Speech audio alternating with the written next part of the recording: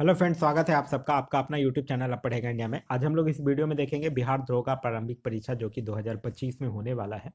और गवर्नमेंट ये अब ऑफिशियली रूप से अनाउंस कर दी है कि 1800 प्लस पोस्ट जो है वो आप लोगों को इस साल वैकेंसी देखने के लिए मिल सकता है। तो चल इसी क्रम में हम लोग एडू संधान टेस्ट सीरीज के द्वारा जो ऑर्गेनाइज करवाया गया है वॉल्यूम 1 का सेट नंबर 4 देखेंगे। इसके पहले का सेट नंबर 1 से लेकर सेट नंबर 3 तक ऑलरेडी पूरे एक्सप्लेनेशन के साथ अपलोडेड है। अगर आप नहीं देखे हैं तो जाकर प्लेलिस्ट से देख सकते हैं। साथ ही साथ ज्ञान बिंदु जीएस एकेडमी के द्वारा जो डेली बेस पे जीएस जीके जीएस का जो प्रैक्टिस सेट 100 क्वेश्चन का करवाया जाता है उसका भी रिवीजन वीडियो जो है वो डेली बेस पे आप लोगों को मिलता है। एक दिन रिवीजन वाला वीडियो मिलता है और एक दिन एक्सप्लेनेशन वाला वीडियो मिलता है। जैसे कि कल आप लोगों को रिवीजन वाला वीडियो मिला, आज एक्सप्लेनेशन वाला मिला, कल फिर से आपको ज्ञान बिंदु का रिवीजन वाला मिलेगा। तो इससे है कि आप लोग का डेली जो है वो इस तरह से कवर होता चला जाएगा। तो चलिए अब बढ़ते हैं अपने क्वेश्चन की तरफ। आज का जो हमारा पहला क्वेश्चन है वो यह कह रहा है कि हिंदी में मेडिकल की पढ़ाई शुरू करने वाला देश का दूसरा राज्य कौन बन गया है। देखिए, देश का पहला राज्य तो है मध्य प्रदेश, पहले तो ये याद रखिए। यहाँ आपसे पूछ रहा है देश का दूसरा राज्य कौन बना है, तो वो बना है बिहार। तो इस क्वेश्चन का सही आंसर होगा वो होगा ऑप्शन नंबर सी यानी कि बिहार। बिहार से याद रखिएगा ट्रैफिक ऑडिट करने वाला पहला राज्य भी जो है वो कौन बना है, वो भी बना है बिहार। आगे है कि समुद्र तक पहुंचते पहुंचते नदी अनेक वितरायिकाओं में विभाजित हो जाती है। प्रत्येक वितारिका अपने मुहाने का निर्माण करती है। सभी मुहाने के अवसादों के संग्रह का निर्माण करते हैं। तो सभी मुहाने के अवसादों के संग्रह का निर्माण करते हैं, उसको डेल्टा कहा जाता है। तो इस क्वेश्चन का जो सही आंसर होगा वो होगा ऑप्शन नंबर बी यानी कि डेल्टा। आगे है मिलान करने के लिए एक साइड स्तंभ 1 और स्तंभ 2 को आपको मिलान करना है। माइटोकॉन्ड्रिया की अगर बात कीजिएगा तो माइटोकॉन्ड्रिया दोहरी झिल्ली के साथ मैच करेगा। माइटोकॉन्ड्रिया को power house of the cell भी कहा जाता है। राइबोसोम्स की अगर बात कीजिएगा तो ये झिल्ली विहीन है, तो ये झिल्ली विहीन के साथ मैच करेगा। इसको क्या कहा जाता है, प्रोटीन की फैक्ट्री कहा जाता है राइबोसोम्स को। और लाइसोसोम जो होगा वो एकल झिल्ली के साथ मैच करेगा और लाइसोसोम को आत्मघाती थैली भी कहा जाता है। तो इस तरह से मैच करने के बाद इस क्वेश्चन का जो सही आंसर होगा वो होगा option number B. Next question है क्वेश्चन नंबर 4 कि रुक्मणी देवी अंड्रूल का संबंध जो है वो किस कला से है। तो रुक्मणी देवी अंड्रुडेल का संबंध जो है ये एक नृत्यांगना है और भरतनाट्यम की नृत्यांगना है। तो इस क्वेश्चन का जो सही आंसर होगा वो होगा ऑप्शन नंबर सी। इनका संबंध जो है वो किस चीज से है, नृत्य से है। इनको 1956 में पद्म भूषण पुरस्कार से भी सम्मानित किया गया है और 1967 में इनको साहित्य नाटक अकादमी पुरस्कार भी जो है वो दिया गया है। आगे है कि खाद्य सुरक्षा का क्या अर्थ है, यह आपको बताना है। खाद्य सुरक्षा का अर्थ क्या है। खाद्य सुरक्षा का अर्थ है कि सभी लोगों के लिए सदैव भोजन की उपलब्धता, पहुंच और उसे प्राप्त करने में सामर्थ्य होना चाहिए। तो इस क्वेश्चन का जो सही आंसर होगा वो होगा option number C. Next question है क्वेश्चन नंबर 6। क्वेश्चन नंबर 6 कह रहा है कि बिहार एवं भारत की पहली ट्रांसजेंडर दरोगा कौन बनी है। तो बिहार एवं भारत की पहली ट्रांसजेंडर दरोगा बनी है मानवी मधु कश्यप। तो इस क्वेश्चन का जो सही आंसर होगा वो होगा ऑप्शन नंबर ए यानी कि मानवी मधु कश्यप। नेक्स्ट क्वेश्चन है क्वेश्चन नंबर 7 कि निम्न में से किस नियम को मैक्सवेल का क्रॉक स्क्रू नियम भी कहा जाता है। तो मैक्सवेल का क्रॉक स्क्रू नियम किसको कहा जाता है, जो दक्षिण हस्त अंगुष्ठ नियम है उसको कहा जाता है। तो इस क्वेश्चन का सही आंसर होगा वो होगा ऑप्शन नंबर डी दक्षिण हस्त अंगुष्ठ नियम। आप लोग पढ़े होंगे कि मैक्सवेल के स्क्रू नियम के अनुसार यदि एक दाएं हाथ वाले स्क्रू को इस प्रकार घुमाया जाए कि वो पारंपरिक धारा की दिशा में आगे बढ़े, तो इसके घूर्णन की दिशा जो होगी वो चुंबकीय क्षेत्र की दिशा बताएगी। यही तो कहता है नियम। नेक्स्ट क्वेश्चन है क्वेश्चन नंबर 8। क्वेश्चन नंबर 8 कह रहा है कि भारत एवं ब्रिटिश संविधान के संदर्भ में निम्नलिखित में से कौन सा कथन सत्य है, यह आपको बताना है। दोनों देशों में संसदीय प्रणाली का प्रावधान है, यही सही है क्योंकि भारत और ब्रिटिश संविधान में दोनों देशों में संसदीय प्रणाली का प्रावधान है। तो इस क्वेश्चन का सही आंसर होगा वो होगा ऑप्शन नंबर ए।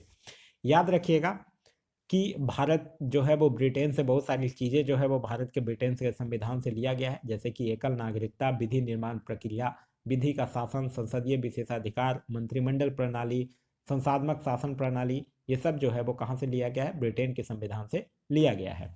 आगे कह रहा है कि दोनों देशों में एक स्वतंत्र न्यायपालिका का प्रावधान है, ये गलत है। ब्रिटेन में स्वतंत्र न्यायपालिका का अभाव है, वहाँ ये प्रावधान नहीं है, जबकि भारत में स्वतंत्र न्यायपालिका का प्रावधान है।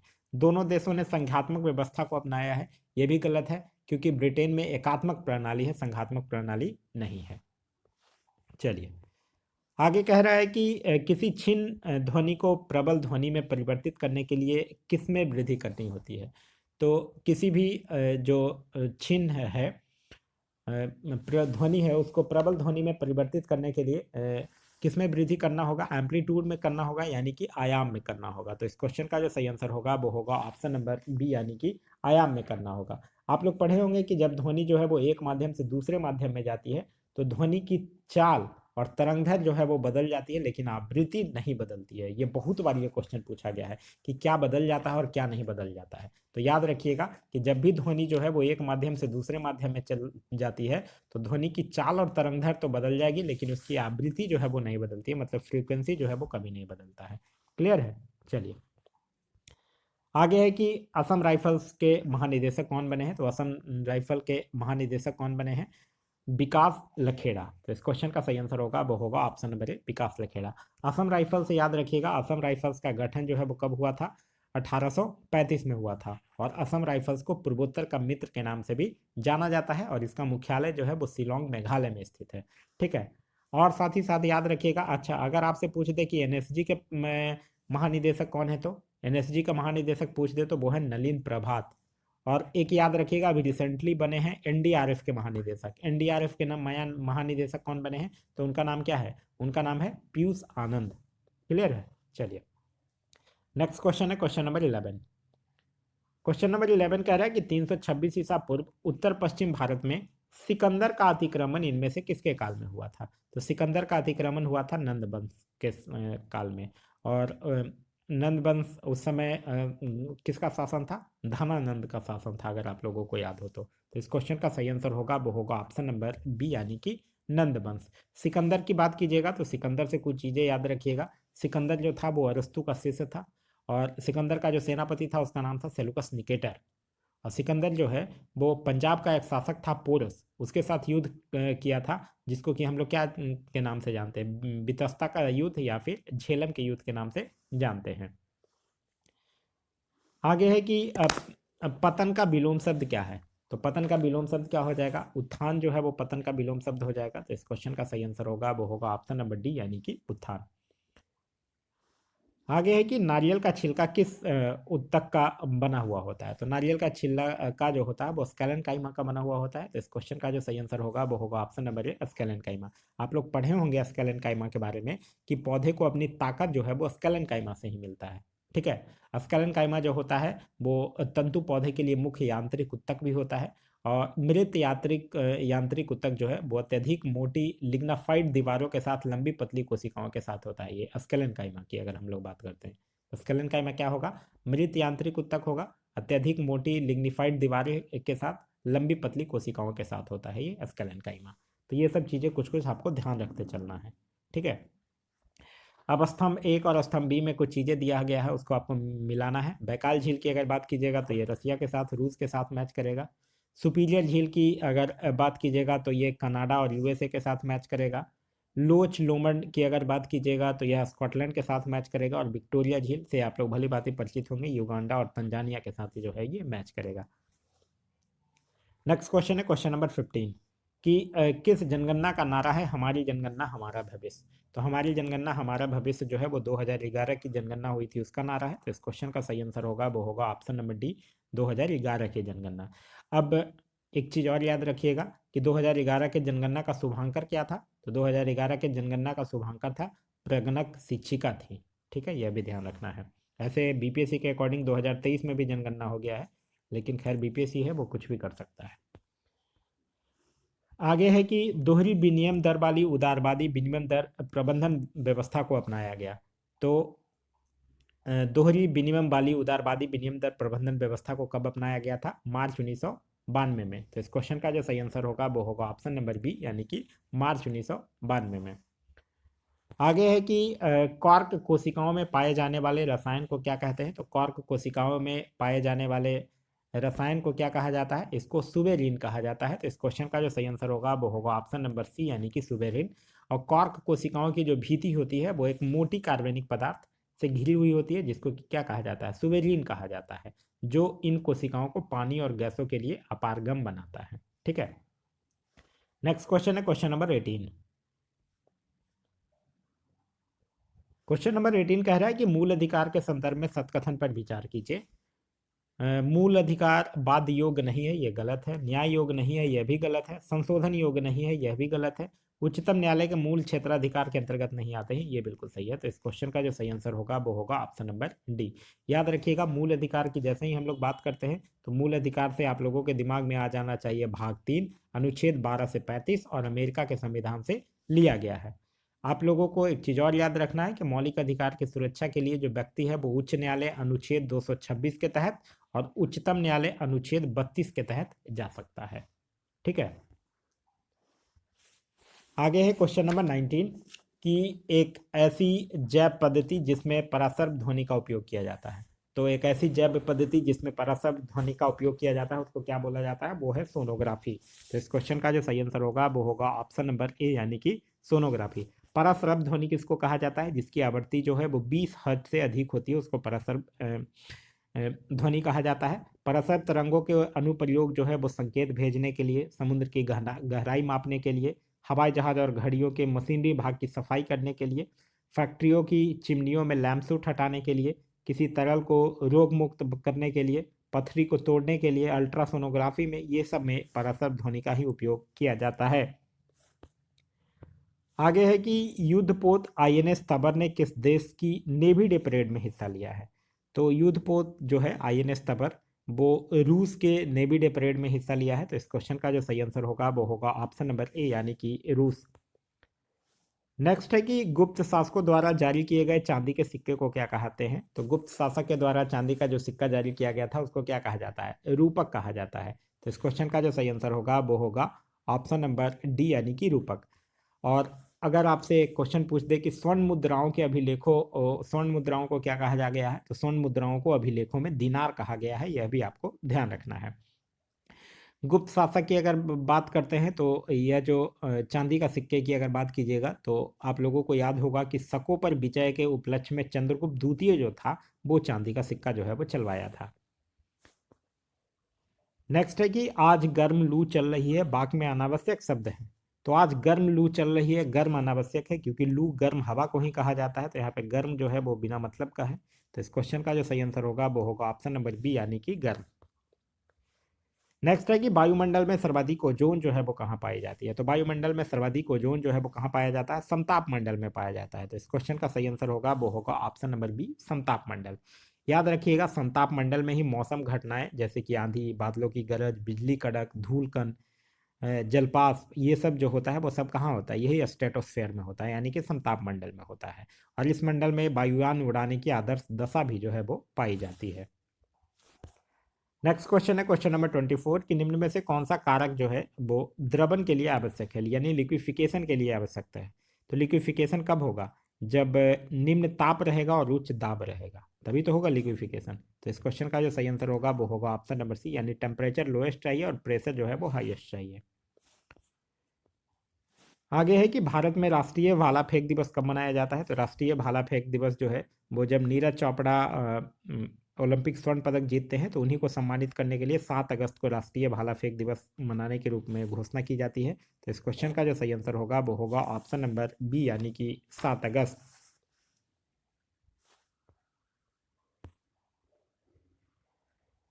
आगे है कि आज के विश्व में आम सहमति है कि केवल आर्थिक विकास ही सब कुछ नहीं है तथा सकल घरेलू उत्पाद ही समाज की प्रगति का एकमात्र अनिवार्य सूचक नहीं है। यह कथन किसका है, तो यह कथन किसका है, के आर नारायणन का है। तो इस क्वेश्चन का जो सही आंसर होगा वो होगा ऑप्शन नंबर ए के आर नारायणन। के आर नारायणन जो है वो भारत के राष्ट्रपति भी रह चुके हैं, कब से कब तक, 1997 से लेकर 2002 तक। ठीक है, आगे है क्वेश्चन नंबर 27। क्वेश्चन नंबर 27 कह रहा है कि भारतीय संविधान के अनुच्छेद 25 में प्रयुक्त हिंदू शब्द के अंतर्गत निम्नलिखित में से किसे जो है वो शामिल नहीं किया गया है। तो हिंदू शब्द के अंतर्गत बौद्ध को शामिल किया गया है, सिख को किया गया है, जैन को किया गया है, पारसी को नहीं किया गया है। तो इस क्वेश्चन का जो सही आंसर होगा वो होगा ऑप्शन नंबर डी, पारसी को नहीं किया गया है। यहाँ बात कर रहा है अनुच्छेद 25। अनुच्छेद 25 आप लोग पढ़े होंगे कि कोई भी व्यक्ति जो है वो किसी भी धर्म को मान सकता है और उसका प्रचार प्रसार कर सकता है, यही है अनुच्छेद 25 में। और इसमें सिख है, जैन है, बौद्ध धर्म को शामिल किया गया है लेकिन पारसी को शामिल नहीं किया गया है। नेक्स्ट क्वेश्चन कह रहा है कि किस देश ने राम मंदिर में विराजमान भगवान श्री राम पर डाक टिकट जारी किया है। तो यह किस देश ने किया है? लाओस ने किया है, जो कि दक्षिण पूर्व एशिया में स्थित एक देश है। तो इस क्वेश्चन का सही आंसर होगा वो होगा ऑप्शन नंबर सी, यानी कि लाओस। नेक्स्ट है कि निम्नलिखित में से कौन जो है वो भौतिक और रासायनिक दोनों परिवर्तन का उदाहरण है? तो मोमबत्ती का जलना जो होता है वो फिजिकल चेंज भी है और केमिकल चेंज भी है। तो इस क्वेश्चन का सही आंसर होगा वो होगा ऑप्शन नंबर बी, यानी कि मोमबत्ती का जलना। आगे है कि निम्न में से किसने नटाल भारतीय कांग्रेस की स्थापना की थी? तो नटाल भारतीय कांग्रेस की स्थापना किसके द्वारा किया गया था? महात्मा गांधी के द्वारा किया गया था। और कब किया गया था? 1894 में किया गया था। कहाँ किया गया था? तो दक्षिण अफ्रीका में किया गया था। एक्चुअली जो दक्षिण अफ्रीका में भारतीयों के साथ मतभेद की जो लड़ाई लड़ी गई थी, उसी के लिए ये नटाल भारतीय कांग्रेस की स्थापना किया गया था। तो इस क्वेश्चन का जो सही आंसर होगा वो होगा option number A, Mahatma Gandhi. कब? 1894 में। और कहाँ? तो दक्षिण अफ्रीका में। नेक्स्ट क्वेश्चन है क्वेश्चन नंबर 31। ये आपको मिलान करने के लिए कह रहा है। खेत जोतने तथा गाड़ी खींचने वाला पशु जो है वो उसका मिलान करना है आपको। तो यह किसके साथ मैच करेगा? खेत जोतने तथा गाड़ी खींचने वाले पशु की अगर बात कीजिएगा तो ये बोझा ढोने वाले जंतु के साथ मैच करेगा। फिर है कुक्कुट की भारतीय नस्ल। तो कुक्कुट की भारतीय नस्ल जो है वो असील के साथ मैच करेगा। साहिवाल, लाल और सिंधी की अगर बात कीजिएगा तो ये पशुओं की स्थानीय नस्ल है। और दुधारू पशु की बात कीजिएगा तो दुग्ध उत्पादन करने वाली मादाओं के साथ मैच करेगा। क्लियर है? चलिए,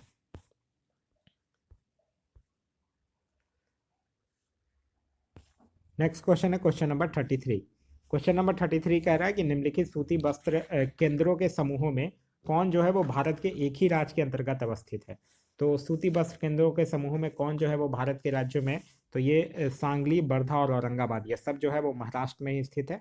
तो इस क्वेश्चन का जो सही आंसर होगा वो होगा option number D, Sangli, Wardha और औरंगाबाद।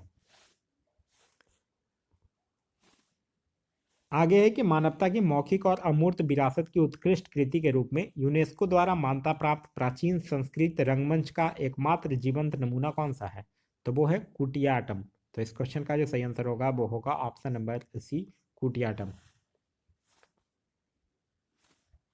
निम्नलिखित में से कौन एक देसी किस्म की मक्खी है? देसी किस्म की अगर मक्खी की बात कीजिएगा तो वो है एपी सेरेना इंडिका। तो इस क्वेश्चन का सही आंसर होगा वो होगा ऑप्शन नंबर सी। स्वतंत्रता से पूर्व भारत में कृषि उत्पादकता के निम्न स्तर के लिए कौन सा कारण जो है वो उत्तरदायी था? तो कौन सा कारण उत्तरदायी था? प्रौद्योगिकी का निम्न स्तर यह भी था, सिंचाई सुविधाओं का अभाव भी था, उर्वरकों का नगण्य प्रयोग यह भी था। तो इस क्वेश्चन का जो सही आंसर होगा वो होगा ऑप्शन नंबर डी, यानी कि उपयुक्त सभी। आगे है कि संसद अथवा विधानसभा का सदस्य जो है वो राष्ट्रपति निर्वाचित हो सकता है, किंतु वो संसद अथवा विधानसभा का सदस्य नहीं रहेगा। तो कब से नहीं रहेगा? जिस दिन से वो पद ग्रहण कर लेगा उस दिन से नहीं रहेगा। आप लोग पढ़े होंगे एक संविधान का अनुच्छेद 59 का 1। यही 59 के 1 में कहा गया है कि कोई संसद अथवा विधानसभा सदस्य राष्ट्रपति के पद ग्रहण करने की तारीख से संसद या फिर राज्य विधानसभा का वो सदस्य नहीं रहेगा। राष्ट्रपति से संबंधित कुछ अन्य अनुच्छेदों को नाम भी आपको ध्यान रखना है, जो कि अक्सर एग्जाम में पूछा जाता है। अनुच्छेद 52 में राष्ट्रपति का पद है। अनुच्छेद 53 में शक्ति और कार्य का विवरण है। अनुच्छेद 54 में निर्वाचन है। अनुच्छेद 61 में महाभियोग है। 72 में क्षमादान है। 85 में लोकसभा विघटन की शक्ति है। अनुच्छेद 123 में अध्यादेश जारी कर सकता है। और अनुच्छेद 143 में सुप्रीम कोर्ट से सलाह ले सकता है। तो एटलीस्ट इतना अनुच्छेद आपको राष्ट्रपति से याद रखना है। 52 में राष्ट्रपति का पद, 53 में शक्ति और कार्य, 54 में निर्वाचन, 61 में महाभियोग, 72 में क्षमादान, 85 में लोकसभा विघटन, अनुच्छेद 123 में अध्यादेश और 143 में सुप्रीम कोर्ट से सलाह, जबकि वो मानने के लिए बाध्य नहीं है। चलिए, नेक्स्ट क्वेश्चन कह रहा है कि रदरफोर्ड ने किस धातु का प्रयोग करके परमाणु के नाभिक की खोज की थी? तो रदरफोर्ड जो है वो सोने की बहुत ही पतली पत्ती पर अल्फा कणों को बौछार करके परमाणु के नाभिक की खोज किया था। तो इस क्वेश्चन का जो सही आंसर होगा वो होगा ऑप्शन नंबर बी, यानी कि सोना। पेरिस ओलंपिक 2024 में मनु भाकर ने कौन सा मेडल जीता है? तो पेरिस ओलंपिक 2024 की अगर बात कीजिएगा तो मनु भाकर के द्वारा ब्रॉन्ज मेडल जीता गया है। और ये मनु भाकर किस चीज़ से संबंधित है? ये शूटर है, ठीक है। ये भारत के लिए पहला मेडल ब्रॉन्ज जीती थी। और इन्होंने 10 मीटर एयर पिस्टल इवेंट में यह ब्रॉन्ज मेडल जीता है, यह भी आपको ध्यान रखना है।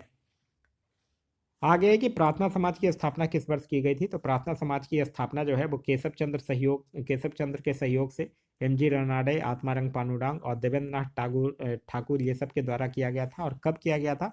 तो 1867 7 में किया गया था। तो इस क्वेश्चन का जो सही आंसर होगा वो होगा ऑप्शन नंबर बी। देखिए, प्रार्थना समाज 1867, साथ ही साथ पुणे सार्वजनिक सभा 1867, वेद समाज ये भी 1867। तो ये तीनों चीज आपको ध्यान रखना है। तो इसी तरह से रिलेट करके पढ़िए तो ज्यादा ध्यान चीजें आप लोगों को ध्यान रहेगा। आगे है कि निम्नलिखित में से कौन सा एक मैंग्रोव का प्रमुख क्षेत्र नहीं है, यह आपको बताना है। सुंदरबन तो है ही, खंबात की खाड़ी है ही, महानदी डेल्टा है ही, तराई वाला क्षेत्र जो है वो मैंग्रोव का एक प्रमुख क्षेत्र नहीं है। तो इस क्वेश्चन का जो सही आंसर होगा वो होगा ऑप्शन नंबर डी, यानी कि तराई क्षेत्र। फिर है कि सेशल्स की राजधानी कहाँ है। सेशल्स की राजधानी कहाँ है? सेशल्स की राजधानी है विक्टोरिया। तो इस क्वेश्चन का जो सही आंसर होगा वो होगा option number A, Victoria. Lusaka की अगर बात कीजिएगा तो लुसाका जो है वो जाम्बिया की राजधानी है, ये आपको ध्यान रखना है। अक्रा की बात कीजिएगा तो ये घाना की राजधानी है, याद रखिए। गीतेगा की अगर बात कीजिएगा तो ये बुरुंडी की राजधानी है, यह भी आपको ध्यान रखना है। नेक्स्ट है कि इनमें से किन अवस्थाओं में बजट में अधिकाय हो सकता है। तो किस अवस्था में बजट बढ़ेगा? जब राजस्व जो है वो ज़्यादा होगा व्यय से। तो इस क्वेश्चन का जो सही है, ऐसा होता नहीं है जनरली। तो राजस्व जो है अगर बढ़ जाएगा व्यय से तो क्या होगा? बजट बढ़ जाएगा, बजट में अधिकाय हो जाएगा। आप लोग पढ़े होंगे एक अनुच्छेद 112, यही संविधान का अनुच्छेद 112 है, जिसके अंतर्गत प्रत्येक वित्तीय वर्ष वार्षिक वित्तीय विवरण को केंद्र सरकार का बजट कहा जाता है, ये आपको ध्यान रखिएगा। आगे क्वेश्चन नंबर 45 कि निम्नलिखित में से कौन सा कथन सही नहीं है, यह आपको बताना है। प्रधानमंत्री चौधरी चरण सिंह अपने कार्यकाल के समय कभी भी संसद में उपस्थित नहीं हुए। ये बिल्कुल सही है, प्रधानमंत्री चौधरी चरण सिंह अपने कार्यकाल में कभी भी उपस्थित नहीं हुए। इनका जो कार्यकाल था वो 1979 से लेकर 1980 तक था। और आप लोग पढ़े होंगे प्रधानमंत्री चौधरी चरण सिंह जो थे वो लोकसभा का ना सामना करने वाले प्रधानमंत्री थे। आगे प्रधानमंत्री लाल बहादुर शास्त्री की मृत्यु देश से बाहर हुई थी, यह भी बिल्कुल सही है। प्रधानमंत्री लाल बहादुर शास्त्री की अगर बात कीजिएगा तो इनका टेन्योर था 1964 से लेकर 1966 तक। ठीक है। फिर है प्रधानमंत्री मनमोहन सिंह द्वारा नई आर्थिक नीति की घोषणा की गई, यह भी बिल्कुल सही है। प्रधानमंत्री इनका मनमोहन सिंह का टेन्योर था 2004 से लेकर 2014 तक। अच्छा, यहाँ कह रहा है कि द्वारा नई आर्थिक नीति की घोषणा की गई, ये गलत है। क्योंकि आप लोगों को याद होगा कि नई आर्थिक नीति की घोषणा कब की गई थी? 1991 में। और किसके द्वारा? उस समय जो तत्कालीन प्रधानमंत्री नरसिम्हा राव थे उनके द्वारा किया गया था, ना कि मनमोहन सिंह के द्वारा। तो यहाँ आपसे पूछ रहा कौन सा कथन गलत है, तो यही ऑप्शन नंबर सी जो होगा वो गलत है। ठीक है, चलिए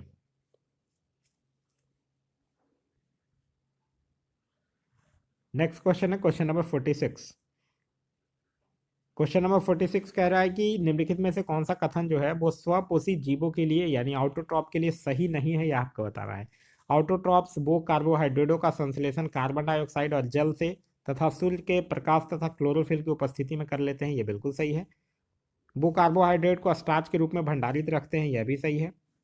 वो कार्बन डाइऑक्साइड और जल को सूर्य के प्रकाश की अनुपस्थिति में कार्बोहाइड्रेट में बदल देते हैं, ये गलत है। ठीक है, अनुपस्थिति में नहीं होगा यहाँ, बल्कि प्रेजेंस में होगा, उपस्थिति में होगा। तो ये गलत है। तो इस क्वेश्चन का जो सही आंसर होगा वो होगा ऑप्शन नंबर सी। चलिए नेक्स्ट क्वेश्चन है क्वेश्चन नंबर 47। क्वेश्चन नंबर 47 कह रहा है कि दुनिया की सबसे ऊंची सुरंग सिकुन ला सुरंग जो है वो किस राज्य या केंद्र शासित प्रदेश में बनाई जाएगी। तो यह जो दुनिया की सबसे ऊंची सुरंग है सिकुन ला सुरंग जिसको कहा जाता है, यह कहाँ बनाई जाएगी? तो यह बनाया जाएगा लद्दाख में। तो इस क्वेश्चन का जो सही आंसर होगा वो होगा ऑप्शन नंबर बी, यानी कि लद्दाख में। लद्दाख से याद रखिएगा पहली हाइड्रोजन ईंधन सेल बस सेवा की शुरुआत भी कहाँ हुई है? यही लेह लद्दाख में ही हुआ है। आगे है 1875 से 1900 के बीच मुंडा विद्रोह का नेता कौन थे? तो मुंडा विद्रोह के नेता थे बिरसा मुंडा। तो इस क्वेश्चन का जो सही आंसर होगा वो होगा ऑप्शन नंबर सी, यानी कि बिरसा मुंडा। नाभिकीय ऊर्जा का उपयोग करने में प्रमुख समस्या यह है कि, तो नाभिकीय ऊर्जा का उपयोग करने में सबसे मेन समस्या यह है कि उपयोग के पश्चात ईंधन का सुरक्षित निपटारा कैसे करें। तो इस क्वेश्चन का जो सही आंसर होगा वो होगा ऑप्शन नंबर सी।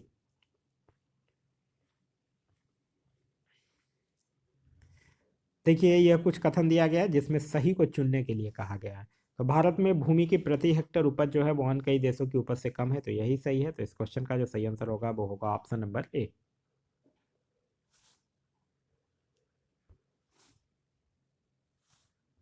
एक सेकेंड, चलिए आगे है क्वेश्चन नंबर 52। क्वेश्चन नंबर 52 कह रहा है कि एलईडी के आविष्कारक कौन थे? एलईडी यानी कि लाइट इमिटिंग डायोड जिसको कहा जाता है, इसके आविष्कारक कौन थे? निक हेलोयाक। तो इस क्वेश्चन का जो सही आंसर होगा वो होगा ऑप्शन नंबर डी, यानी कि निक होलोयाक जो है वो एलईडी यानी कि लाइट इमिटिंग डायोड के जो कौन थे, आविष्कारक थे। और अगर बात करते हैं तो जेम्स पकल की अगर बात कीजिएगा तो जेम्स पकल कौन थे? ये जो जेम्स पकल था ये मशीन गन जो होता है, मशीन गन, उसके आविष्कारक थे। फ्रैंक विटले की अगर बात कीजिएगा तो फ्रैंक विटले जो है वो जेट इंजन के आविष्कारक थे। और मार्टिन कूपर की बात कीजिएगा तो ये मोबाइल फोन के आविष्कारक थे। कौन? Martin Cooper. नेक्स्ट क्वेश्चन कह रहा है कि नीति आयोग के जनवरी 2024 के आंकड़े के अनुसार गरीबी में रह रहे लोगों का अनुपात जो है वो 2013-14 से 2022-23 में कितना प्रतिशत कम हो गया है? तो गरीबी में रह रहे लोगों के आंकड़े में कितना प्रतिशत जो है वो कम हो गया है? 11.28%। कितना प्रतिशत हो गया है अब? तो 11.28% हो गया है। तो इस क्वेश्चन का जो सही आंसर होगा वो होगा ऑप्शन नंबर बी।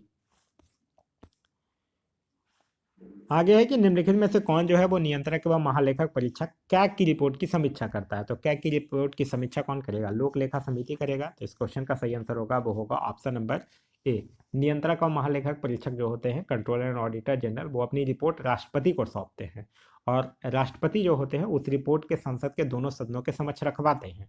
संसद फिर उस रिपोर्ट को लोक लेखा समिति को सौंपती है और समिति उस रिपोर्ट की समीक्षा करती है और फिर समिति अपना प्रतिवेदन जो है वो लोकसभा अध्यक्ष को सौंपती है। ठीक है, तो ये चीज़ें ध्यान रखिएगा। लोक लेखा समिति जो है वो इसमें 22 सदस्य होते हैं, जिसमें 15 जो होंगे वो लोकसभा से होंगे, 7 जो होंगे वो राज्यसभा होंगे। लोक लेखा समिति को लघु लोकसभा भी कहा जाता है और प्राक्कलन समिति की जुड़वा बहन के नाम से भी जाना जाता है। फिर है कि आहार नाल का सबसे लंबा भाग कौन है? तो आहार नाल का सबसे लंबा भाग जो होता है वो होता है स्मॉल इंटेस्टाइन यानी कि छोटी आंत। और छोटी आंत में ही भोजन के पाचन की क्रिया जो है वो पूर्ण होती है और पचे हुए भोजन का अवशोषण होता है, यह भी आपको ध्यान रखना है। नेक्स्ट क्वेश्चन है क्वेश्चन नंबर 56 कि बिलियन इम्प्रेशंस का उद्घाटन जो है वो कहाँ किया गया है? तो बिलियन इम्प्रेशंस का उद्घाटन जो है वो कहाँ किया गया है? रांची में किया गया है। तो इस क्वेश्चन का जो सही आंसर होगा वो होगा ऑप्शन नंबर सी, यानी कि रांची में। जो देखिए झारखंड के जो मुख्यमंत्री हैं हेमंत सोरेन, वो रांची में भगवान बिरसा मुंडा स्मृति पार्क में यह बना है बिलियंस इम्प्रेशन। इसको टाटा स्टील्स के द्वारा बनाया गया है। बिलियन इम्प्रेशन 2 अंगूठे का निशान है जो कि किसकी चीज का प्रतीक है? एकता का प्रतीक है। ठीक है,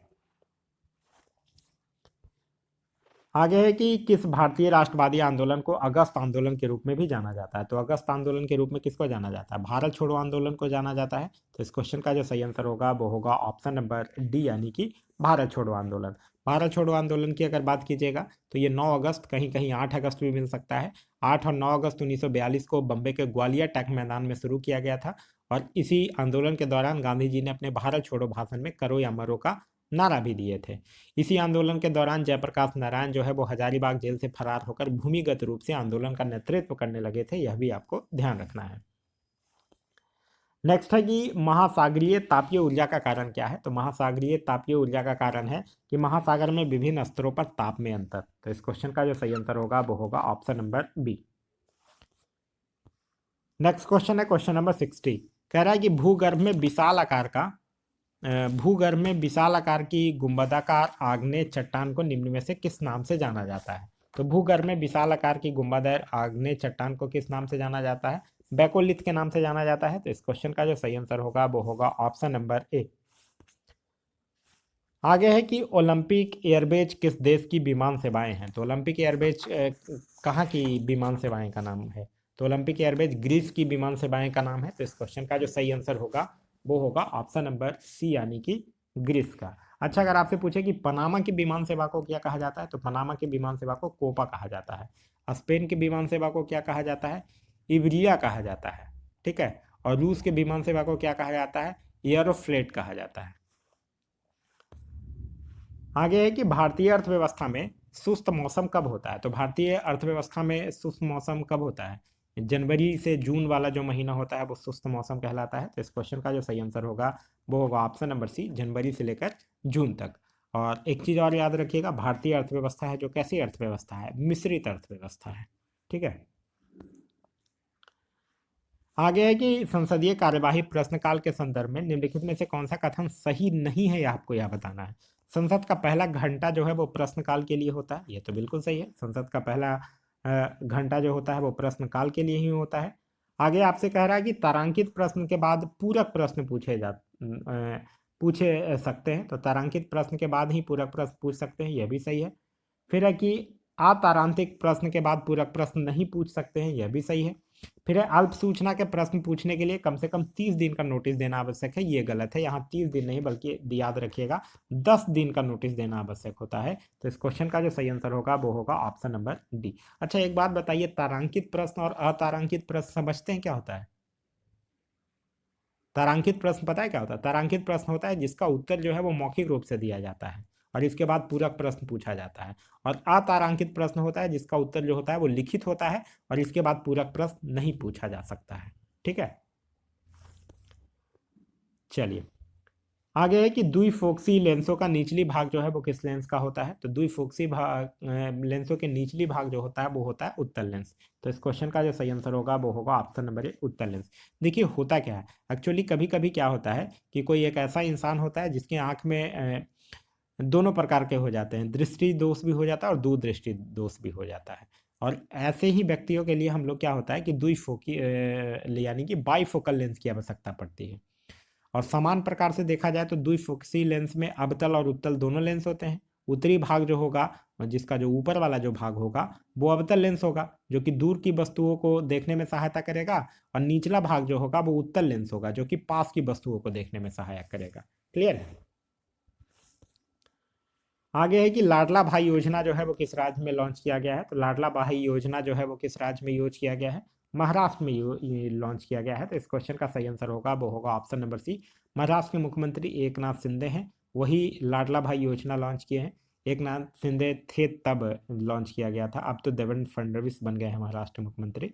ठीक है, और ये जो लाडला भाई योजना है, इस योजना में जो 12वीं पास छात्र हैं उनको हर महीना 6,000 रुपया, डिप्लोमा धारक जो है उनको हर महीना 8,000 रुपया, और ग्रेजुएट छात्र हैं उनको हर महीना 10,000 रुपया दिया जाएगा। साथ ही साथ महाराष्ट्र की एक योजना है लेक लकड़ी योजना, ठीक है, यह भी ध्यान रखिएगा। और एक है नमो शेतकारी महासम्मान योजना, ये भी महाराष्ट्र सरकार का ही योजना है। नेक्स्ट है कि निम्न में से किसके शासनकाल में चीनी बौद्ध यात्री फाहियान भारत आया था? फाहियान कब भारत आया था? चंद्रगुप्त द्वितीय के समय में आया था। तो इस क्वेश्चन का जो सही आंसर होगा वो होगा ऑप्शन नंबर डी, चंद्रगुप्त द्वितीय। अभी हम लोग आप लोग को एक चीज बताए थे कि शकों पर विजय के उपलक्ष्य में चंद्रगुप्त द्वितीय ही जो था वो चांदी का सिक्का भी चलवाया था, यह भी आपको ध्यान रखना है। चंद्रगुप्त द्वितीय कौन था? यह समुद्रगुप्त का उत्तराधिकारी था जो कि 380 ईस्वी में गद्दी पर बैठा था, और इसी के शासनकाल में फाहियान भारत आया था। चंद्रगुप्त द्वितीय जो था वो विक्रमादित्य की उपाधि भी धारण किया था। तो यह सब कुछ कुछ चीजें हैं वो आपको ध्यान रखना है। आगे है जॉन न्यूलैंड्स के आवर्त सारणी का अंतिम तत्व कौन था?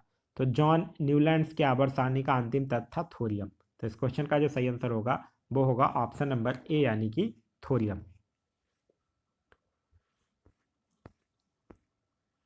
नेक्स्ट है कि भारत में एशिया का बृहत्तगत तेल शोधन कारखाना स्थित है। तो भारत में एशिया का बृहत्तगत तेल शोधन कारखाना जो है वो जामनगर में स्थित है। देखिए अगर आपसे पूछ दे कि तेल शोधन कारखाना निजी रूप से, तो सबसे बड़ा निजी रूप से पूछेगा तो वो हो जाएगा जामनगर। और अगर आपसे पूछ दे कि गवर्नमेंट का सबसे बड़ा कहाँ है तो वो है कोचीन में। नहीं कोई दिया है यानी आपसे ओवरऑल सबसे बड़ा पूछ रहा है तो वो हो जाएगा जामनगर में। ठीक है, आगे है अमर्त्य सेन को नोबेल पुरस्कार कब मिला था? तो अमर्त्य सेन को नोबेल पुरस्कार मिला था 1998 में, जिसको कि अर्थशास्त्र का नोबेल पुरस्कार भी कहा जाता है। तो इस क्वेश्चन का जो सही आंसर होगा वो होगा ऑप्शन नंबर सी यानी 1998। फिर IMPS का फुल फॉर्म क्या होता है? IMPS का मतलब होता है इमीडिएट पेमेंट सर्विस। क्या होता है? Immediate payment service. चलिए नेक्स्ट क्वेश्चन है क्वेश्चन नंबर 72 कि निम्नलिखित में से किस किस का अध्यक्ष जो है वो राज्य का मुख्यमंत्री होता है? तो राज्य का मुख्यमंत्री राज योजना बोर्ड, हाँ बिल्कुल, योजना बोर्ड का कौन होते हैं? मुख्यमंत्री ही होते हैं। फिर है क्षेत्रीय परिषद, नहीं, क्षेत्रीय परिषद के होते हैं कौन? जो गृह मंत्री होते हैं वो होते हैं क्षेत्रीय परिषद के हेड। फिर है अंतर्राज्यीय परिषद, अंतर्राज्यीय परिषद के होंगे प्रधानमंत्री। फिर है राष्ट्रीय विकास परिषद, इसके भी होंगे प्रधानमंत्री। ठीक है, तो ये इस क्वेश्चन का जो सही आंसर होगा वो होगा राज्य योजना बोर्ड। राज्य योजना बोर्ड के जो होंगे वो होंगे कौन? मुख्यमंत्री। क्षेत्रीय परिषद के हो जाएंगे गृह मंत्री। अंतर्राज्यीय परिषद के हो जाएंगे प्रधानमंत्री। और राष्ट्रीय विकास परिषद के भी हेड कौन हो जाएंगे? प्रधानमंत्री हो जाएंगे। नेक्स्ट क्वेश्चन कह रहा है कि किस शहर में एक दिन में 11 लाख पौधे लगाकर विश्व रिकॉर्ड बनाया गया। तो ये मध्य प्रदेश के इंदौर में बनाया गया है। तो इस क्वेश्चन का सही आंसर होगा वो होगा ऑप्शन नंबर सी, यानी कि इंदौर में। एक छाया की उत्पत्ति यह प्रमाणित करती है कि, तो एक छाया की उत्पत्ति यह प्रमाणित करती है कि प्रकाश एक सरल रेखा में गमन करती है। तो इस क्वेश्चन का सही आंसर होगा वो होगा ऑप्शन नंबर बी। नेक्स्ट है कि निम्न में से किस शासक का उपनाम जो है वो कुनिक था। तो किसका उपनाम कुनिक था? अजातशत्रु का उपनाम जो था वो कुनिक था। तो इस क्वेश्चन का सही आंसर होगा वो होगा option number C, Ajatashatru. Ajatashatru जो था वो प्रारंभ में जैन धर्म का अनुयायी था। फिर अजातशत्रु जो था वो किसका शासक था? हर्यक वंश का शासक था। और इसने अपने पिता बिंबिसार की हत्या करके मगध की गद्दी पर बैठा था। और फिर अजातशत्रु की भी हत्या इसका पुत्र जो इसका बेटा जो है वो उदायीन कर देता है। तो इसीलिए कहा जाता है कि आप जैसा कीजिएगा आपको वैसा ही मिलेगा। तो इसीलिए आप लोग भी कुछ गलत चीज़ें हैं उसको करने से बचिए। नेक्स्ट क्वेश्चन है क्वेश्चन नंबर 77। क्वेश्चन नंबर 77, एक साइड राज्य दिया गया है, दूसरे साइड परमाणु शक्ति संयंत्र के नाम दिए गए हैं। गुजरात काकड़ापाड़ा मैच करेगा, महाराष्ट्र तारापुर, उत्तर प्रदेश की अगर बात कीजिएगा तो नरोरा, और राजस्थान जो मैच करेगा वो रावत भाटा के साथ मैच करेगा। नेक्स्ट क्वेश्चन है क्वेश्चन नंबर 78। 78 कह रहा है कि भारत में राजकोषीय नीति कौन तैयार करती है। तो भारत में राजकोषीय नीति कौन तैयार करता है? वित्त मंत्रालय तैयार करता है। और अभी हमारी वित्त मंत्री कौन है? निर्मला सीतारमन है। आवर्त 2 में तत्वों के लिए निम्नलिखित में से कौन सा कोष जो है वो बाह्यतम है? तो कौन सा कोष बाह्यतम होगा? देखिए आवर्त सारणी में आप लोग पढ़े होंगे कि कौन कौन सा सेल होता है, KLMN ऐसे सेल होते हैं, ठीक है।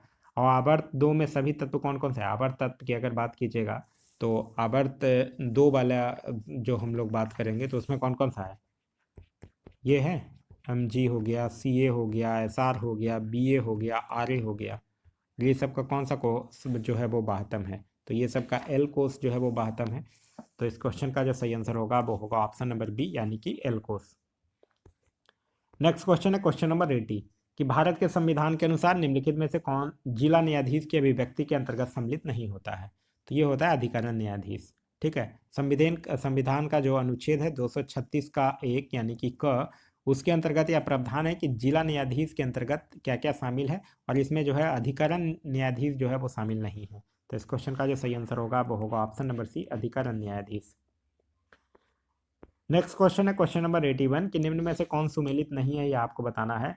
सागा दावा सिक्किम सुमेलित है, हॉर्नबिल फेस्टिवल नागालैंड सुमेलित है, बथुकुम्मा कर्नाटक, ये गलत है। बथुकुम्मा जो है वो तेलंगाना में मनाया जाता है, ये आपको ध्यान रखिएगा, कर्नाटक में नहीं, ठीक है। फिर थाईपुसम तमिलनाडु, ये सही है। तो इस क्वेश्चन का जो सही आंसर होगा वो होगा ऑप्शन नंबर सी, बथुकुम्मा जो है वो कहाँ मनाया जाता है? तेलंगाना में मनाया जाता है। आगे सरजामी प्रथा का संबंध निम्न में से किससे था? तो सरजामी प्रथा जो था वो मराठा भू राजस्व व्यवस्था था। तो इस क्वेश्चन का जो सही आंसर होगा वो होगा ऑप्शन नंबर ए, सरदेशमुखी जिसको कहते हैं। सरदेशमुखी 10% का अतिरिक्त अधिभार था जो उस क्षेत्र से लिया जाता था जो मुगलों के अधीन था, और मराठा जो थे वो उस पर दावा करते थे, ठीक है। ये जो सरजामी प्रथा था वो मूल रूप से मराठी और सैन्य सेवा के लिए भूमि अनुदान का एक रूप था, ये आपको ध्यान रखना है। नेक्स्ट है कि एक हल्के चुंबक को उत्तरी ध्रुव पर लाया जाए एवं एक रस्सी द्वारा इसके मध्य बिंदु से लटकाया जाए तो क्या होगा? तो इसका उत्तरी ध्रुव नीचे की ओर इंगित करेगा, यही तो होगा। तो इस क्वेश्चन का जो सही आंसर होगा वो होगा ऑप्शन नंबर सी, इसका उत्तरी ध्रुव जो है वो नीचे की ओर इंगित करेगा। चलिए आगे है कि निम्नलिखित पत्तनों में से कौन जो है वो लैगून पर विकसित किया गया है। तो लैगून पर कौन विकसित किया गया है? कोची। तो इस क्वेश्चन का सही आंसर होगा वो होगा ऑप्शन नंबर ए। नेक्स्ट है कि विष्णुपद मंदिर कहाँ है। तो विष्णुपद मंदिर कहाँ है? ये विष्णुपद मंदिर जो है वो बिहार के गया जिले में स्थित है, जिसकी निर्माणकर्ता कौन थी? रानी अहिल्याबाई थी। तो इस क्वेश्चन का जो सही आंसर होगा वो होगा ऑप्शन नंबर ए, यानी कि बिहार। नेक्स्ट है कि निम्नलिखित में से किसका संबंध जो है वो संविधान की 8वीं अनुसूची से नहीं है। यहाँ नीचे कुछ भाषाओं के नाम दिए गए हैं, तो इसमें हिंदी का संबंध तो है ही, उर्दू का भी है, संस्कृत का भी है, अंग्रेजी का नहीं है। आप लोग पढ़े होंगे 8वीं अनुसूची में 4 राष्ट्रीय स्तर की राजभाषाएं और 18 क्षेत्रीय स्तर की राजभाषाओं का प्रावधान है, जिसमें 4 राष्ट्रीय स्तर की राजभाषाएं कौन कौन है? हिंदी, उर्दू, संस्कृत और नेपाली। अंग्रेजी नहीं है। तो इस क्वेश्चन का जो सही आंसर होगा वो होगा ऑप्शन नंबर बी, यानी कि अंग्रेजी। फिर है कि निम्न में से किसकी विद्युत ऋणात्मकता जो है वो अपेक्षाकृत सबसे कम होती है। तो आवर्त सारणी में फ्लोरीन सबसे अधिक विद्युत ऋणात्मक तत्व है। अब यहाँ फ्लोरीन नहीं है तो यहाँ आंसर हो जाएगा, सॉरी क्या पूछ रहा है, निम्नलिखित में से किसकी विद्युत ऋणात्मकता अपेक्षाकृत सबसे कम होगी। तो अपेक्षाकृत सबसे कम किसकी होगी, आयोडीन की होगी। तो इस क्वेश्चन देखिए ऐसे ऋण अच्छा पूछ रहा है सबसे कम होगी, हाँ तो सबसे कम होगी ना, तो पहले फ्लोरीन, फिर ये आप पढ़े ही होंगे, ठीक है। तो सबसे कम यहाँ पूछ रहा है तो आयोडीन हो जाएगा। पहले फ्लोरीन, उसके बाद क्लोरीन, फिर ब्रोमीन, फिर उसके बाद आयोडीन। तो इस क्वेश्चन का सही आंसर होगा वो होगा ऑप्शन नंबर ए। फिर है कि वर्ष 2024 में पीएम मोदी 3.0 मंत्रिमंडल में सबसे अमीर मंत्री कौन है। तो सबसे अमीर मंत्री कौन है, तो चंद्रशेखर पेम्मासनी है, जो कि राज्य मंत्री है ग्रामीण विकास और संचार के। तो इस क्वेश्चन का जो सही आंसर होगा वो होगा ऑप्शन नंबर सी। दूसरे नंबर पे अगर पूछे तो दूसरे नंबर पे है ज्योति आदित्य राय सिंधिया।